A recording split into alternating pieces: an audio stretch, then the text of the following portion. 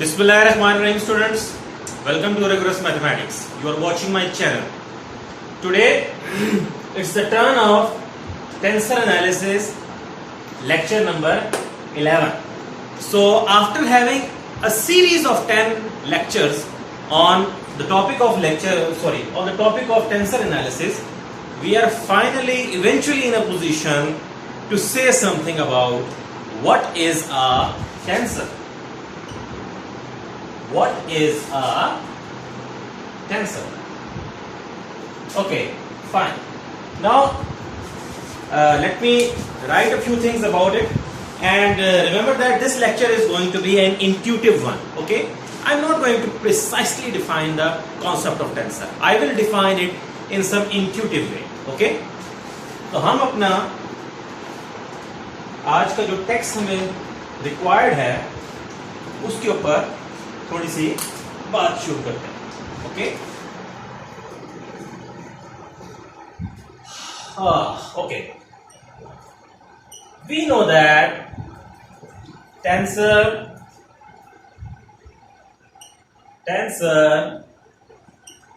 is a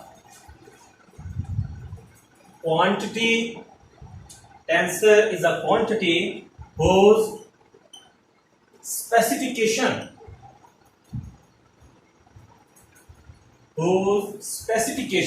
उसको specify कैसे करना है, उसके बारे में इंफॉर्म कैसे करना है. ठीक है, कहां पर?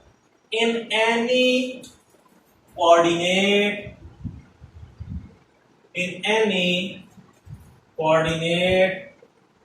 सिस्टम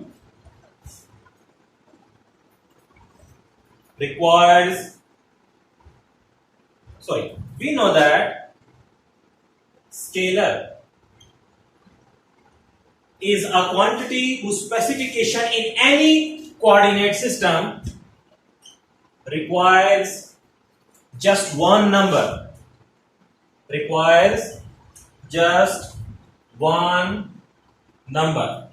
ठीक है, आप अच्छे से जानते हैं कि स्केलर से बेसिकली मुराद एक नंबर ले लिया जाता है. इसलिए जो क्वांटिटीज होती हैं स्केलर क्वांटिटीज, उन्हें क्या कहा जाता है कि जी it is just a matter of one number. यानी कि आपको सिर्फ मैग्नीट्यूड अगर पता है उस क्वांटिटी का तो you can tell everything about that quantity. For example temperature of a body, for example density, for example mass of a body. ठीक है, तो उसके लिए क्या चाहिए आपको? सिर्फ एक नंबर चाहिए किसी भी कोऑर्डिनेट सिस्टम के अंदर. Okay, on the other hand, दूसरी तरफ on the other hand, a vector, scalar से अगली बात किसकी होती है? वेक्टर की.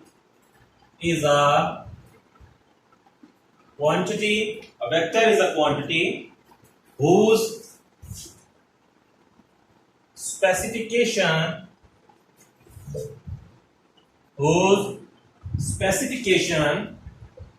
in any coordinate system, general sense में बात हो रही है तो कोऑर्डिनेट सिस्टम n डायमेंशनल माना जाएगा.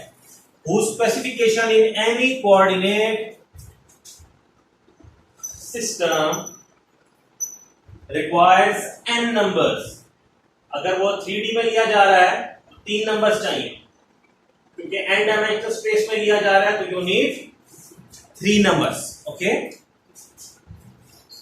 required n numbers called its components.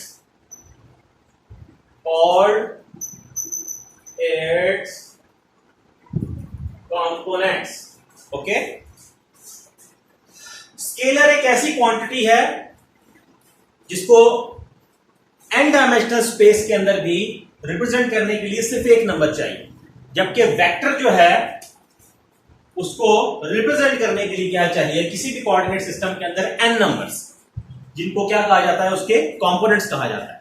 अब देखिए ये इससे क्या मुराद है. मिसाल के तौर पे अगर 2D का सिस्टम है तो वहां वेक्टर कैसे लिया जाएगा? 2i + 3j. तो ये वो 2 नंबर्स हैं. इसी तरह 3D स्पेस में 3 नंबर्स चाहिए होंगे. तो प्रॉब्लम इज दिस कि जब n डायमेंशनल स्पेस आ जाएगी स्टूडेंट्स, तो वहां पर आपको you will require n numbers. Okay, So what do we get? called n numbers, called its components. Scalars and vectors, scalars and vectors are both special cases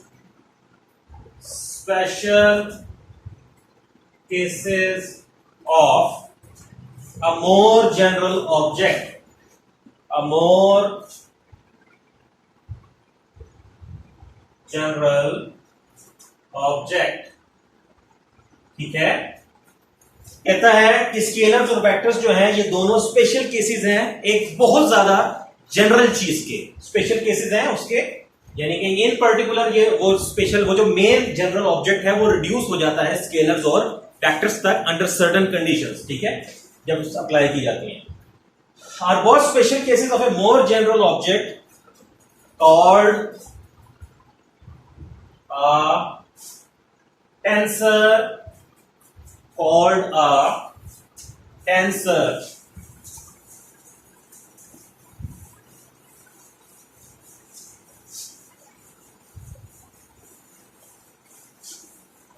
called a tensor of order से मुराद rank भी लिया जाता है, दोनों नाम दिए जाते हैं, order, rank.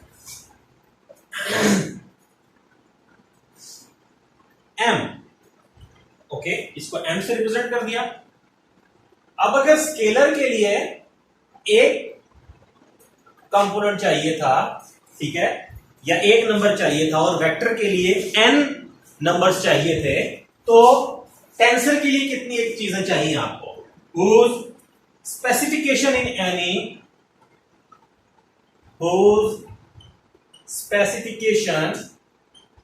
in any coordinate system, whose specification in any given coordinate system,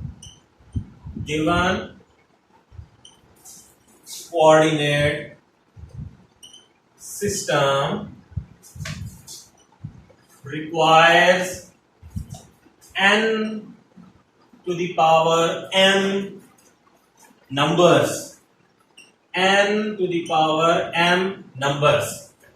again called the components of the tensor, again called the components of a tensor। तो टेंसर के कंपोनेंट्स कितने होंगे? n to the power m। n क्या चीज है? उस space की dimension जिसमें आप डील कर रहे हैं, और m क्या चीज है आपके पास? उस टेंसर का रैंक या उस टेंसर का ऑर्डर। आगे चल के इसको मजीद हम डिटेल में देखते हैं। ये called the components of A tensor. In fact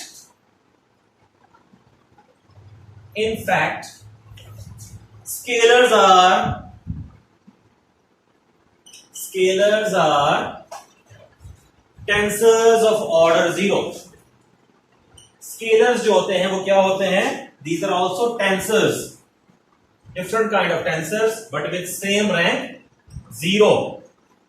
scalar एक ऐसा टेंसर है जिसका रैंक क्या है? 0। ओके, और अगर 0 रैंक है तो टेंसर को n डायमेंशनल स्पेस में जब उसके नंबर ऑफ एलिमेंट्स चाहिए होते हैं उसको स्पेसिफाई करने के लिए वो किस फार्मूले से आते हैं? n to the power m।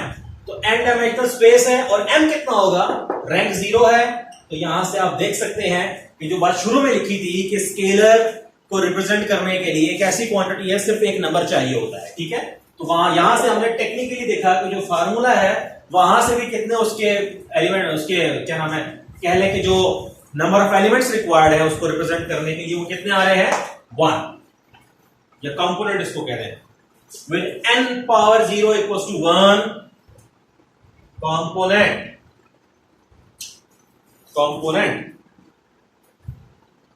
ठीक हो गया। And vectors are called are called colour सही नहीं है, यहां पे सिर्फ टेंसर्स होगा। Vectors are tensors of rank. इनको कौन से रैंक के टेंसर कहा जाता है? फर्स्ट रैंक का टेंसर कहा जाता है। और कितने एलिमेंट्स रिक्वायर होंगे, कितने कंपोनेंट्स चाहिए होंगे? फार्मूला क्या है? n to the power rank. तो n डायमेंशन है उस स्पेस की और m क्या है? रैंक। तो आपने देखा कि विद n कंपोनेंट्स, ओके। कोई सोच सकता है कि स्केलर्स को 0 रैंक क्यों दिया गया और वेक्टर्स को फर्स्ट रैंक क्यों दिया गया? क्योंकि ये टेंसर्स का कॉन्सेप्ट डिफाइन ऐसे किया गया है कि कुछ क्वांटिटीज ऐसी थी कि जो ना स्केलर थी ना वो वेक्टर क्वांटिटीज थी, क्योंकि ना वो स्केलर्स की डेफिनेशन को पूरा कर रही थी ना वेक्टर्स की डेफिनेशन को पूरा कर रही थी।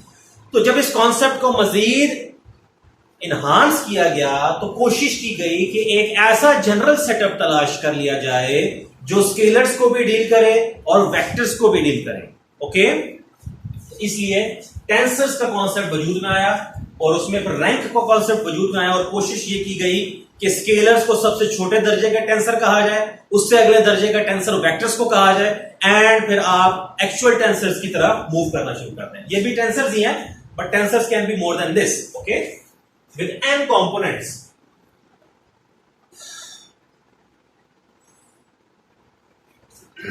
फाइनली ये ऑर्डर या रैंक क्या है? द ऑर्डर और rank,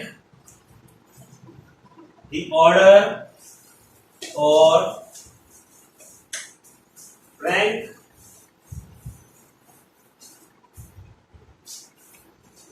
of a tensor, the order or rank of a tensor is effectively